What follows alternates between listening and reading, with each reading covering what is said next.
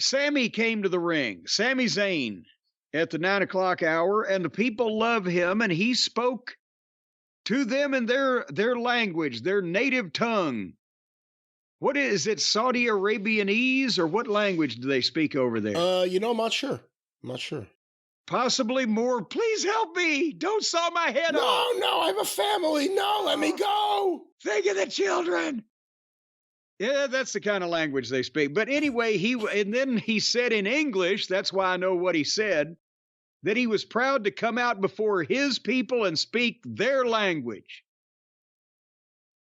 And French Canadian? Well, that's French in Montreal. What language exactly? It was like, wait a minute, you happy to come out before all you French Canadians?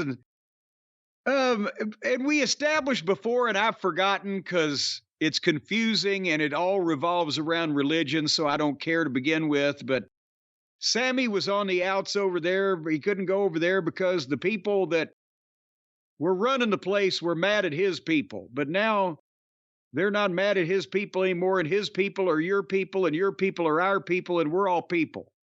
And the check's cash. So then suddenly Jay's music interrupted, and the crowd went nuts. And here comes Jay, and he's over. And Jay tells Sami, thank you for helping me at Crown Jewel, and I appreciate what you did for me, Usos, and blah, blah, blah. And I've got to ask you, was it an accident when you kicked Roman Reigns in the face? And see, that's the thing, that's the bone of contention. Was it an accident when they shot Marvin in the face?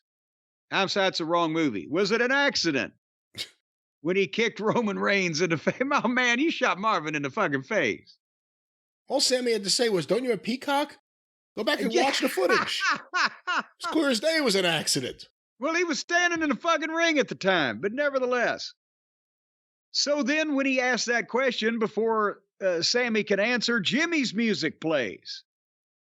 And Jimmy comes in pissed because everybody saw it. Sami Zayn kicked Roman Reigns in the face on purpose. And I'm pissed, and Roman's pissed, and you ought to be pissed too, Jay. And we can't trust this guy.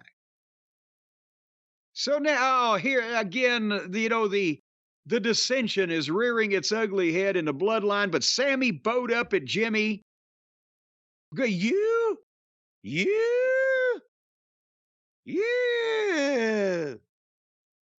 That's exactly what he did. You, of all people, are trying to say you can't trust me.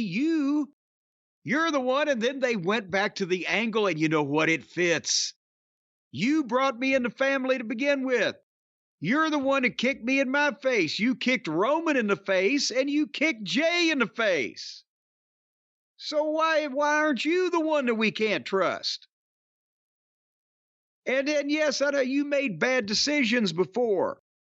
But at Crown Jewel, for a minute, just a minute there, it felt like old times where we were all standing together, fighting for the common good. Maybe Sami's a communist. Well, that's what Val Venus said. Val Venus accused them of being... That's true, because he stood together and fought for the common good at Crown Jewel. Shit, he's going to AEW then. And then they're all going to be a bunch of commies down there. God damn commies. But anyway... Said you were a commie too, by the way. Well, Comrade Cornette. I hate all them motherfucking commies, because they're even commier than I am. But Sami finally said, I'm not going to have my integrity and my morality and my motives questioned anymore. I love you, Jay, but I can't do this again. I can't go through it. I'm out. And Sami's leaving to walk that aisle. And then Jay says, Sami, please don't go. Don't go.